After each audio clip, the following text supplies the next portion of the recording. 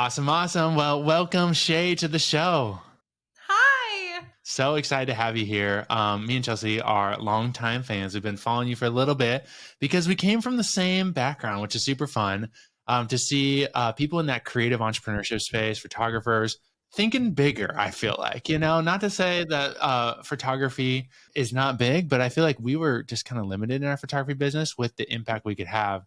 And it's so cool to see how you've really taken that gifting and multiplied it. And so I think why our listeners are going to love this show is because you have really figured out some secret sauce with being a mom and being a high level business owner. And so we really want to dig into that. If you're a mom, you're listening to this show and you're running a business, there's going to be some gold in here for you. So Shay, I know when we were scheduling this podcast, we were like going back and forth because it was like, oh, I don't work on that day. I don't work on this day. And then like, we don't work on certain days and you don't. So we try to find a time, but tell us about like your work week. Like, what does it look like right now? Yeah. Well, first of all, thank you for having me. I'm excited to have this conversation. Mompreneurs and small business owners are my jam. Those are my people. So I'm just excited to have a conversation that will hopefully really empower them to set boundaries that lead to holistic thriving and also success in business. I don't think it has to be either or. So to answer your question, I am the CEO and founder of Social Squares. I was a long time ago a portrait and wedding photographer first. Then I got into commercial photography, product styling.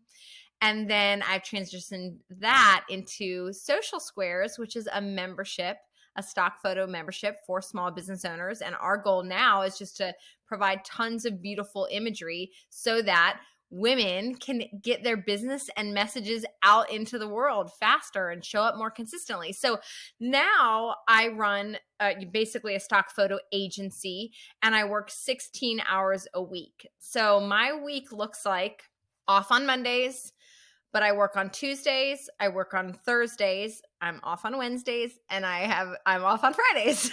So the more like specific breakdown there is that Fridays are date day with my husband. He's also an entrepreneur, Shay Cochrane. He's an author and entrepreneur.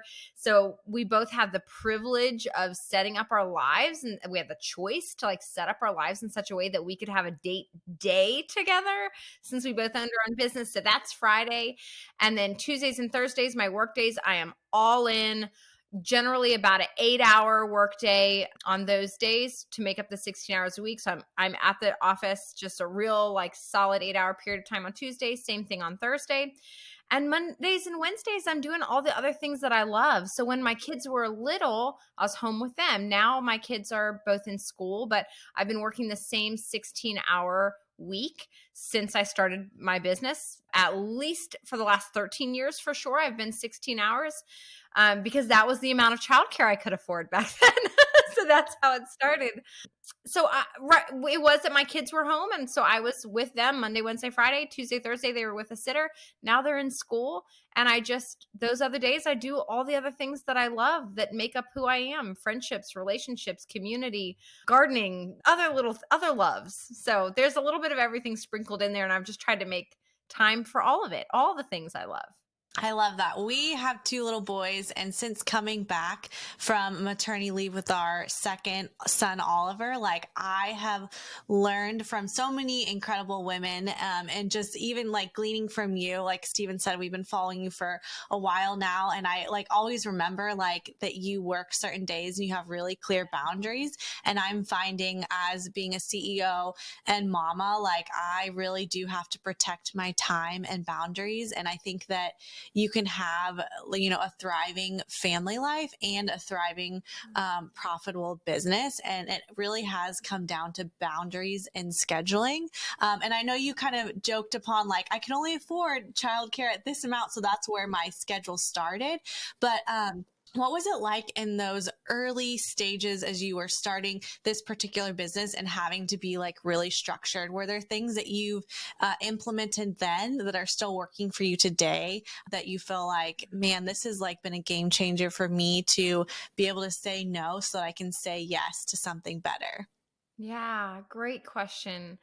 I think To start, it matters that everyone works different and everyone's family situation and family circumstance is different. So the needs of your family, the ages of your children, if we're talking about moms here, it's all different. So this isn't about working 16 hours or working two days a week. It's about, okay, you want to be a business owner and you also want to show up in your relationships, whether it's marriage or parenting or friendships.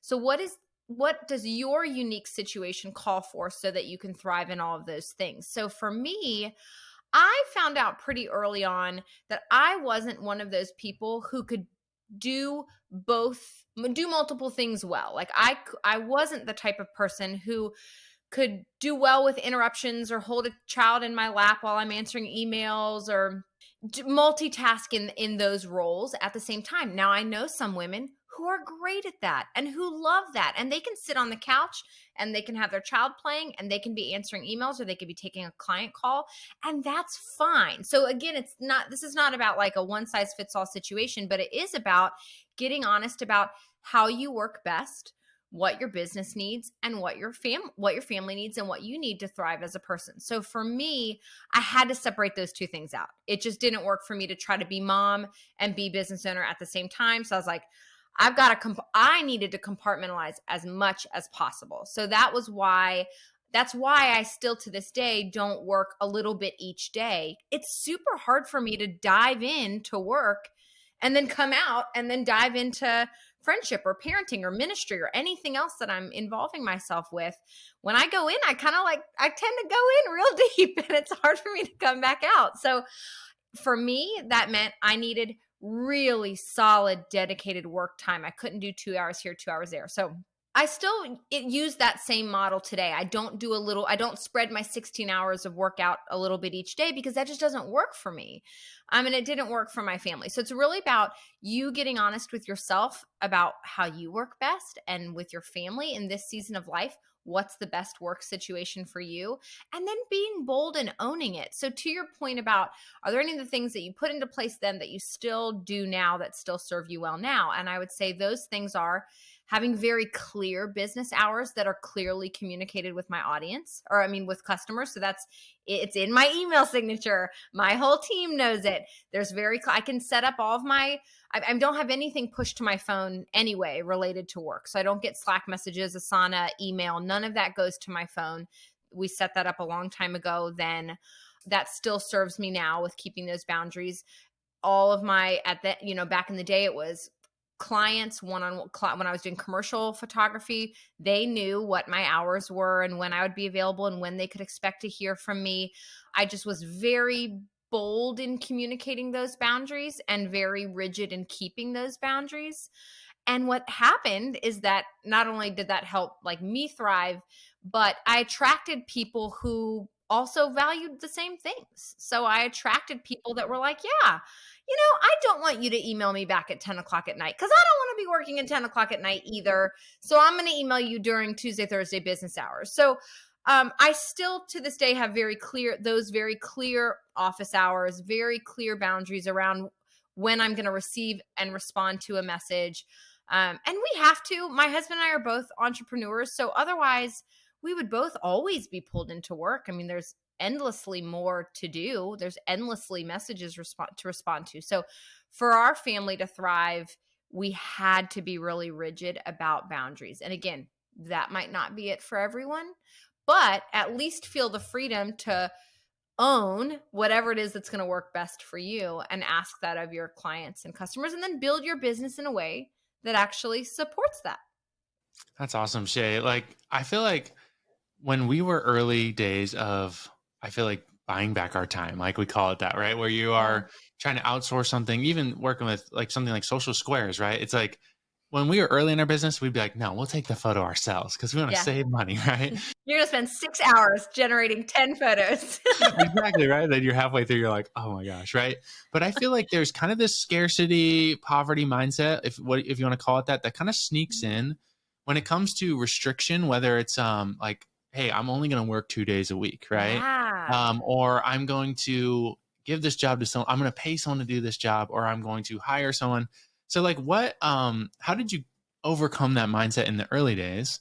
But then also maybe you could share some more hidden benefits that happened in the process. Cause you shared like you actually, there's probably one you didn't plan, but you attracted clients who actually resonated more with that. And they were probably even better clients to work with, right? Who aren't like emailing you all night. So how did you overcome the mindsets in the beginning of limiting yourself, right? So to say, right? And then what were some of those hidden, like amazing things that happened in the process? Yeah, that's such a great question. And I think there are so many hidden benefits. And I actually think that because I was so limited, that limitation actually helped exponentially grow my business. And I still to this day would argue that limitations, you can make more by working less. Like I'll use that terminology very specifically because I think those limitations actually end up being huge energizers behind being able to actually be more profitable. So, how did I overcome the mindsets in the early days? I was fortunate to come across a few helpful concepts through or books that helped shift that mindset. One of them was like a really simple book called The Pumpkin Plan. Have you guys ever heard of that? It's not a popular book. Yes. I read another book by the same guy, and he mentioned that book, and I was like, ooh, I want to read that. Okay. It's not, I mean, I don't know how many people know about that book. So it's a random little book, but I love gardening. I grew up in a family that loved vegetable gardening. So like gardening metaphors work for me. And he was talking about how, you know, you can grow, in this case, pumpkins. You can have a vine that has like 20 different pumpkins on it, or you can cut all those other pumpkins off, even though it's technically fruit. And then all the nutrients and all the energy and all the resources for growth are going to find their way into that one pumpkin. And that one pumpkin is going to be able to grow exponentially larger than it would have if you had a billion other little pumpkins. That's how you get like your prize winning, largest ever pumpkin at the state fair, is that kind of concept where you're willing to say no to small opportunities for revenue growth to really funnel all of your resources into one thing. So that made sense to me early on. I was like, man, I only have this amount of time, this amount of energy. I really can't, there's so many things like I really don't have time to be doing 20 different things well. I really need to focus on one or two things. And whether that could mean like a product, a specific product, like you really just focusing on one product and really trying to market that product well instead of 10 different products, or really one service, or really one niche market. You're just focusing all of your time, energy, effort, resources on one little thing, and you're really going to see exponential growth in that thing. So it was probably my husband that told me about that book. And that concept just really helped encourage me that, you know what, I could actually see more growth by focusing in, by just doing a few things well. And then after that, it was like learning the 80-20 principle that, oh, wow, 80% of the effort that we're doing is yielding only 20% of the return, and 20% of our effort is actually creating 80% of the return. Wow, that really challenges like what I'm doing with a typical 40-hour work week.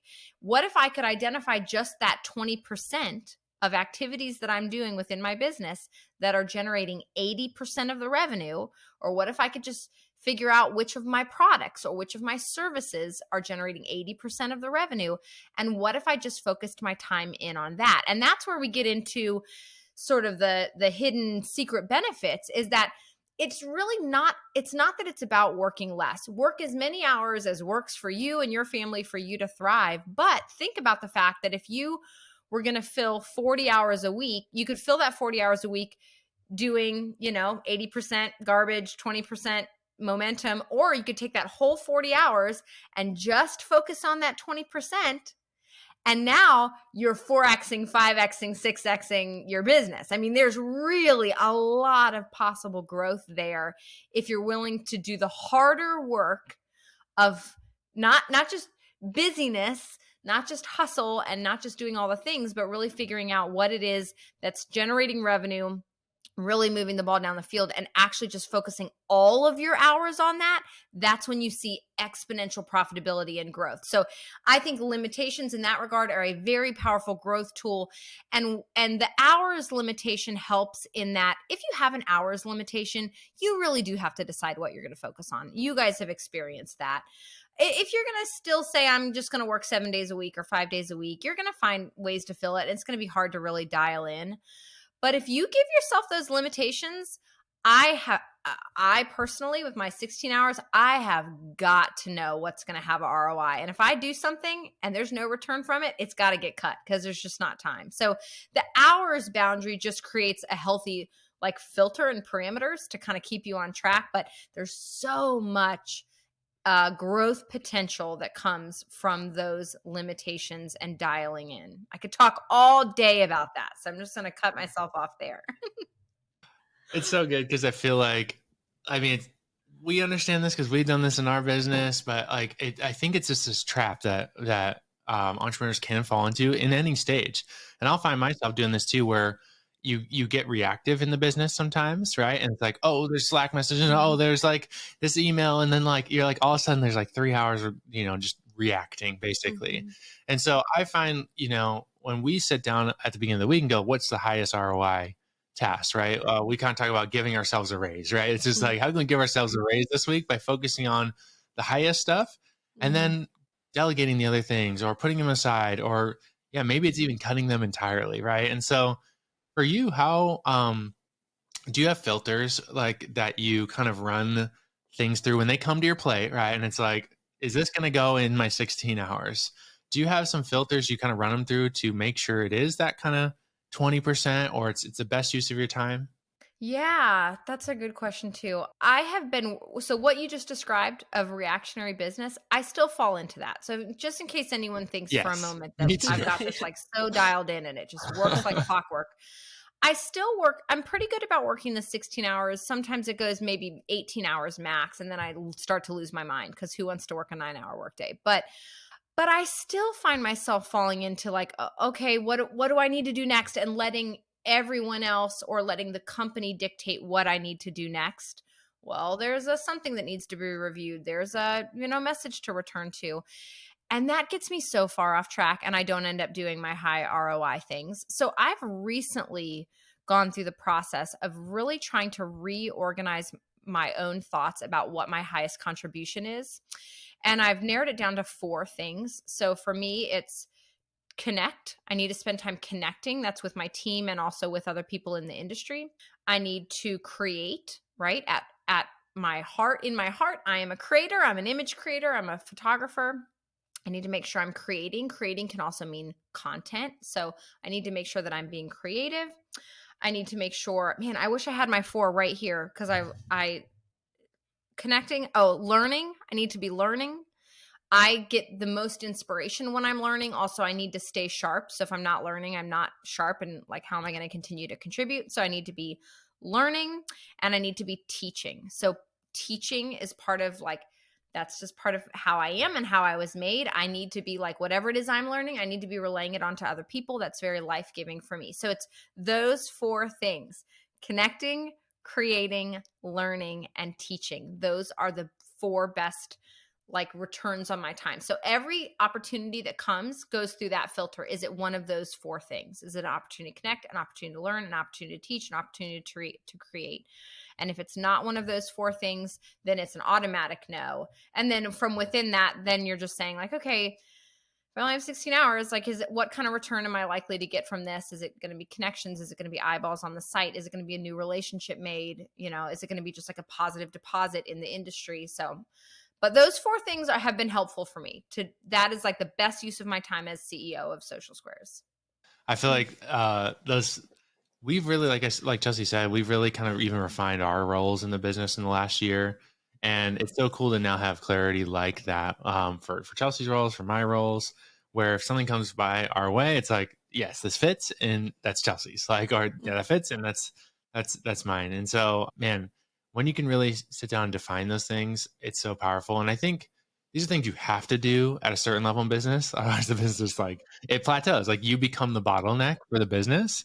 But if you can start doing this, yeah, totally. We've totally been there and been in that season, and it's so hard to release control sometimes, but it's so worth it, right?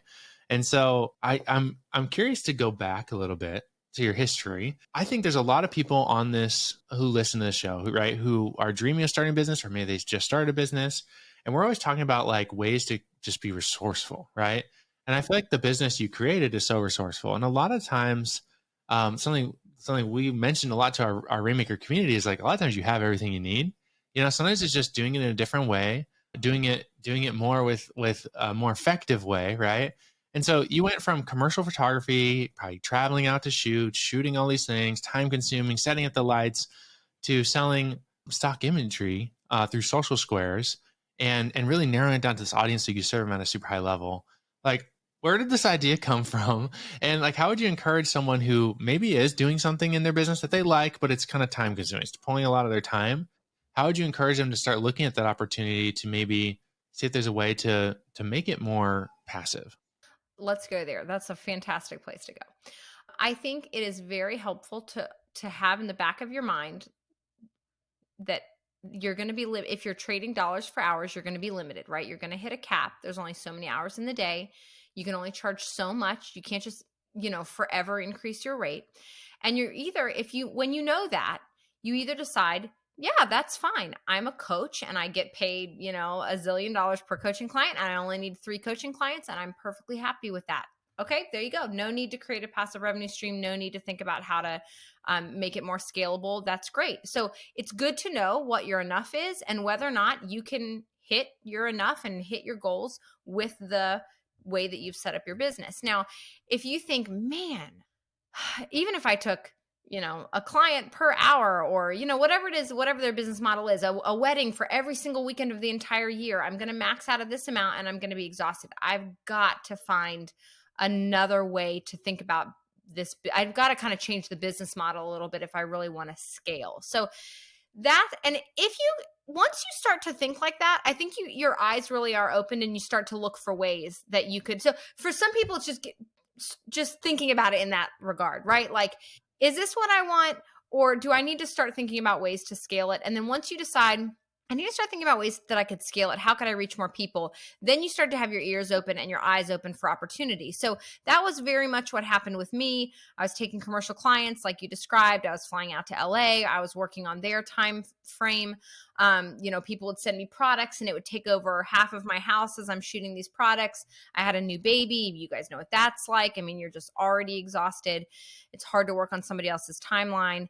And at the same time, there was a lot of small business owners who were coming to me and saying, I really need commercial photography. I need better photos on my site. But I was charging really high rates because I was working with really big companies. So we're talking like they couldn't afford $10,000 a day to hire me as a commercial photographer.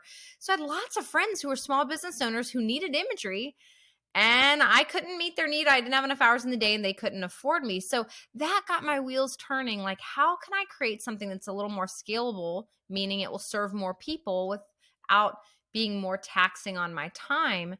And the idea for what was at the time Etsy Stock Shop was the first stock shop that I launched. Social Squares is like a third iteration of that. But the Etsy Stock Shop was the original one. That idea actually came from a client. And I had already been thinking about, like, I've got to find a better way to do this. I've got to find a way that I can serve more people, but I can own my time and not be trading dollars for hours. And so again, like when you're looking for it, I was then in a conversation with a client who said, in my brand, I have like a very Southern focused brand. I think she was like a paper goods brand. I have a very Southern focused brand, and there's peaches in my branding. Like I have little graphics of peaches. And she's like, all I need is just somebody to take some photos of peaches that I could put on my website. I could put on Instagram. I could overlay with quote graphics. I could put it on my blog post with the title. And I was like, ding, I can do that for you. I could create images that are used. And she was like, and I think a lot of other people could use that too. And if I didn't have to pay very much for it, I wouldn't mind more than just me using those images. So it was that combination of like, my wheels are turning. I'm looking for the answer here to make it more scalable and passive, and then listening ideally to your customers, your client base, and the industry, like what is needed. So the whole genesis of the Etsy Stock Shop and doing the concept of styled stock and flat lays in general came from a client who just said, you know what I need? And that really was the missing link there. So I don't know.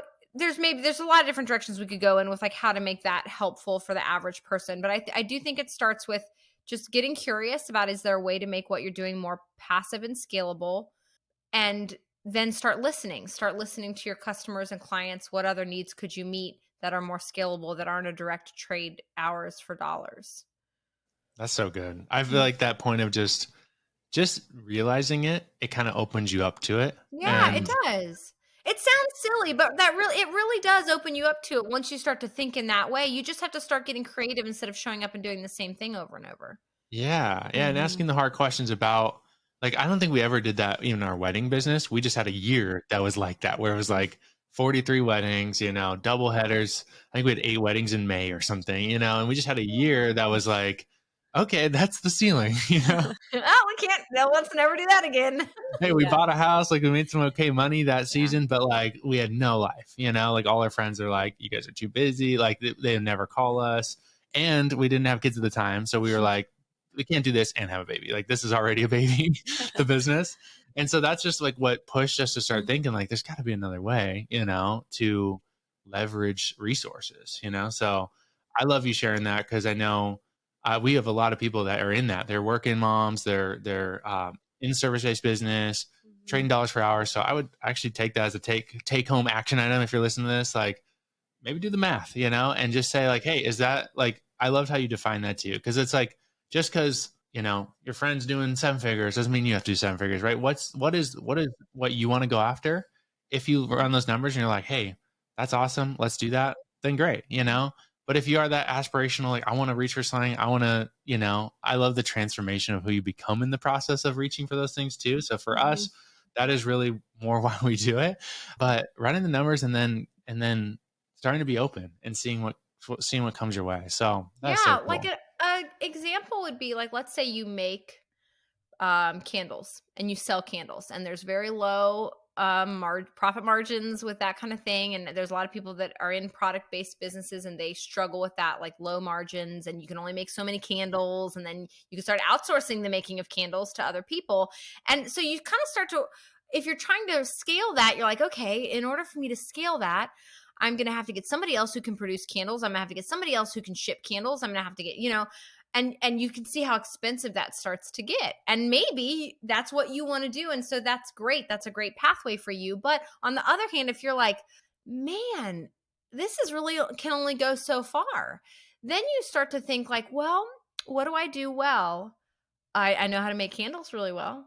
Okay, what if I started to teach people how to make candles? And then I can teach people how to make candles online, and then thousands of people can take my candle making class. And I'm not worried about cannibalizing my own product line because it's a potential whole nother income stream. And you could still sell your candles, but because you kind of worked it out in your head, like, man, there's kind of a limit on this. What would it take to break through that limit? You force yourself to think creatively and say, okay, what else could I offer? What else am I good at? And could I make something that I could deliver to a lot of people in mass and charge for? And I bet you the answer is yes. Yeah. Yeah. Yeah. Read I my love husband's book, How to Get Paid for What You Know. That will teach you how to Ooh. do that. Okay. Yes, that Yeah. Anyone sounds can do good. that. And there's no business that's limited by that. You just have to really just think creatively and really maybe have the right encouragement. Yeah, I love that. Just thinking through what, if you're getting a bunch of DMs or messages from people like, hey, I've been seeing you do this. And there's that Yeah. curiosity, like, how could I multiply this, and serve more people and teach them things. I love how it was so simple how you laid it out, like walking through the process of like, how could I do this and teach more people if I'm a candle maker and all of that. So I absolutely love that. Shay, I would love to know, like with your family, do you guys have things that you do, like even with your girls or within the business or like yearly planning or things like goals as a family or just on a business separately? Do you have anything like that you guys do yearly or quarterly? We do. Graham and I got in the habit of getting away once a year at the beginning of the year, usually in January, for a business planning day away. And we do it separately. So he goes and takes 2 nights away. So he gets 1 full day in there. I go and do the same thing. And that's really where we kind of do a business assessment. Like, how did this year go? What worked? What didn't work? What do we want to do differently? What do we want to repeat? What needs to change? And that we do individually, but we also do together as a family. So when the kids were little, we weren't necessarily bringing them into that as much, but we would go and get an Airbnb somewhere at the beginning of the year and sit down and go through sort of like a holistic life assessment. Like, how is marriage going?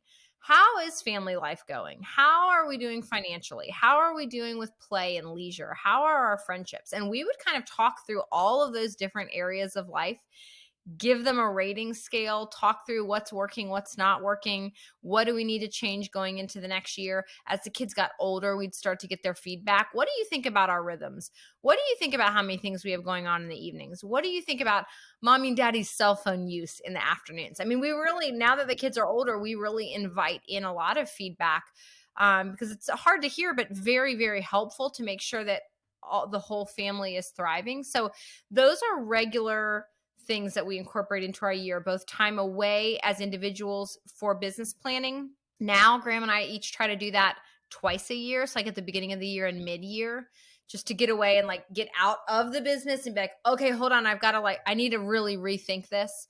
And then as a family, we do that at the beginning of the year. Yep. What do you find? Like, I know you said you have date day, which I love. That's so cool. It's not just a date night. It's not just a date coffee. Date day. Date day. It also includes like marriage counseling and Yeah. going to the gym. So it's not just like, Yeah.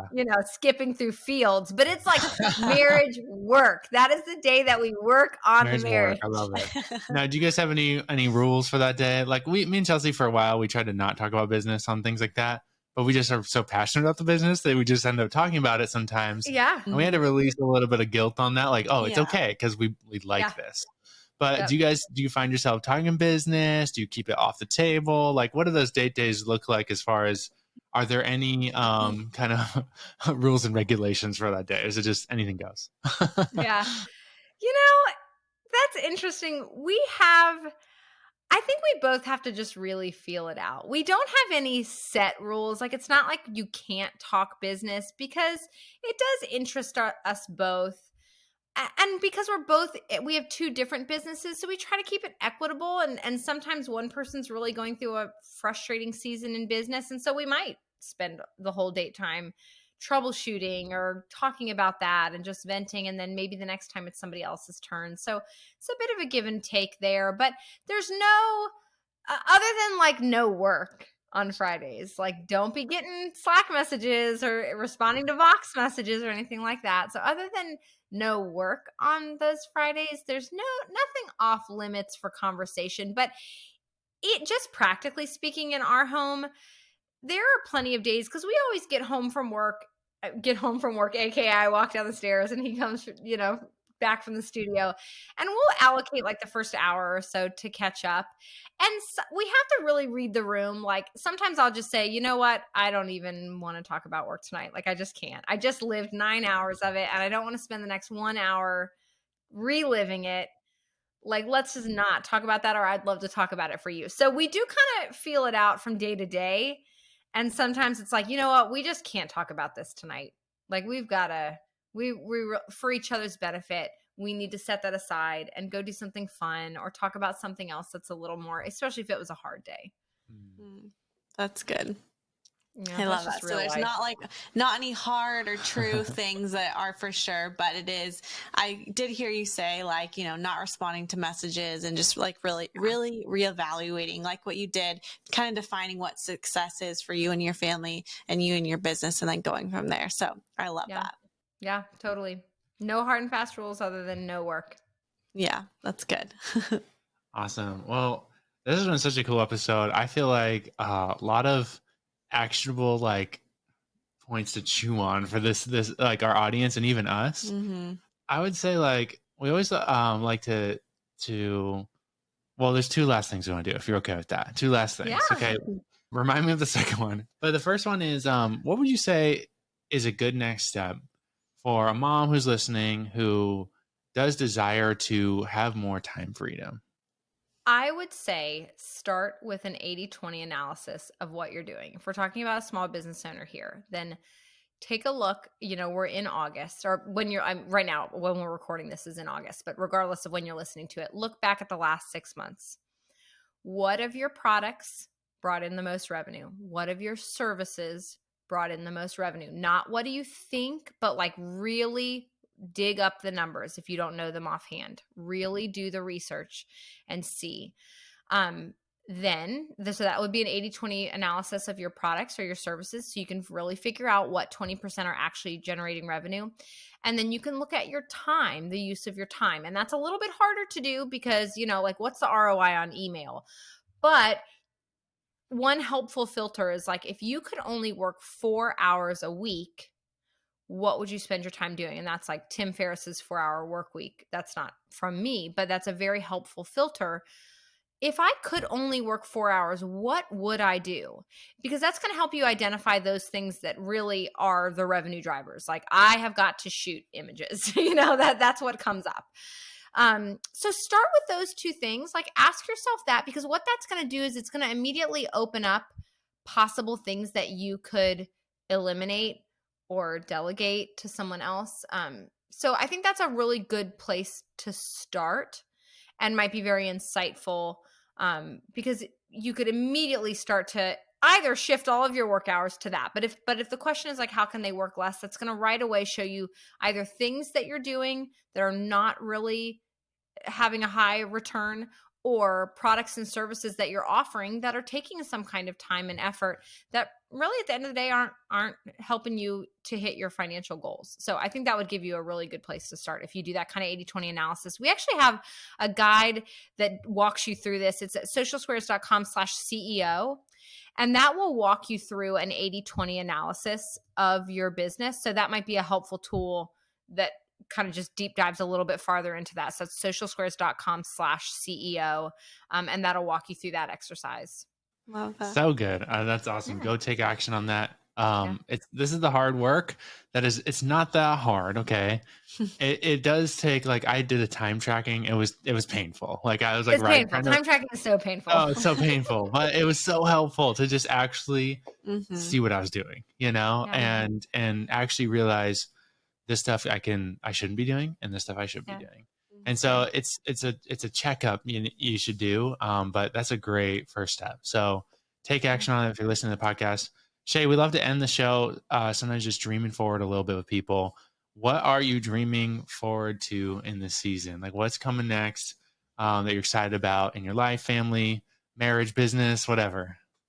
Yeah. I love that question. I am really trying to find a way to get back to more creativity because, as you can imagine, as the company has grown, I shoot less and less. We have amazing contributing photographers, so the product hasn't suffered. There's better images than I could have ever created for it. But just as a person, part of why I started my business was as a creative outlet. And now I do much more leadership and management. I have a team that I'm overseeing. And so while it's so amazing to have a team that I'm overseeing and they help me stay at 16 hours regardless of how the business grows, I still struggle to make time to do the thing that's really life-giving for me, which is finding a way to create.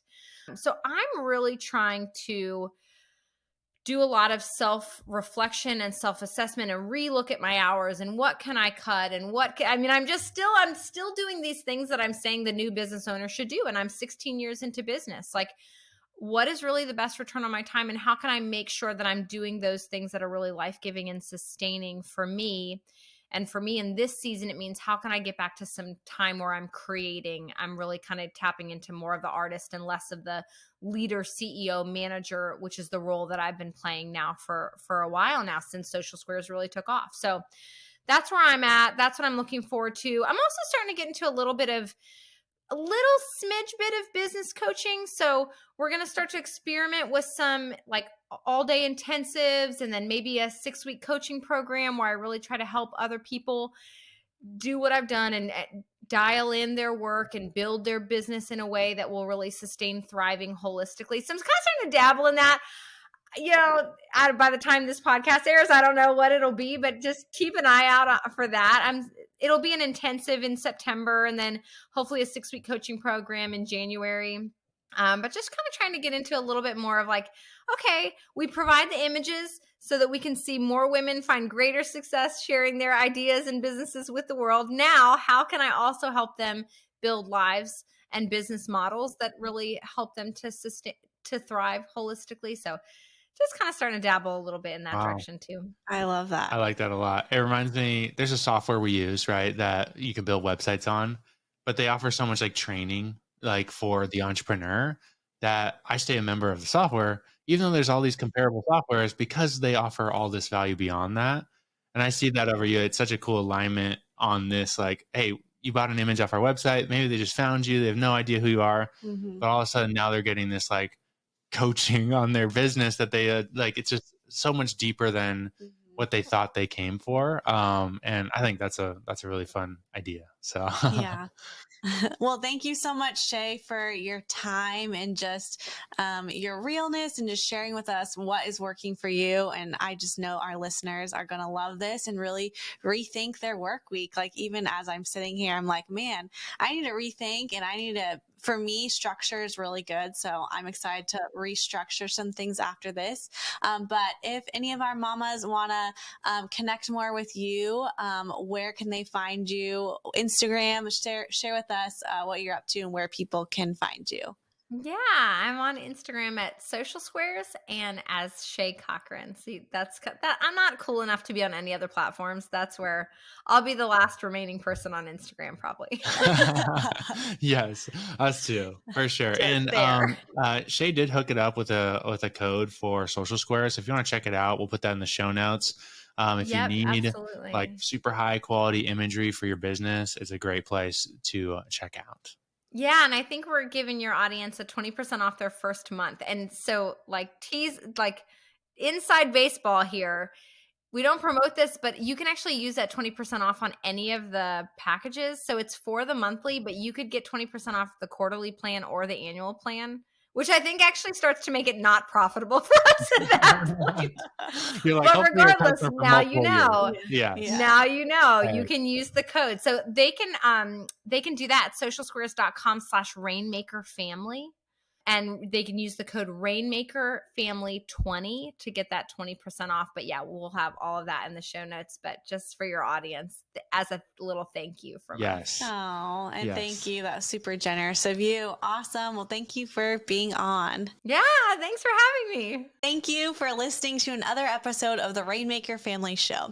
Hey, if you are not a part of our Rainmaker Mastermind, we have a new opportunity for you to book a one-on-one strategy call with one of our Rainmaker coaches. If you want to get a call with them, see if it's a good fit for you to work with us to build a business that allows you to have time freedom and financial freedom, you can get that call at makeitrainmama.com/podcast. That's makeitrainmama, MOMMA.com/podcast.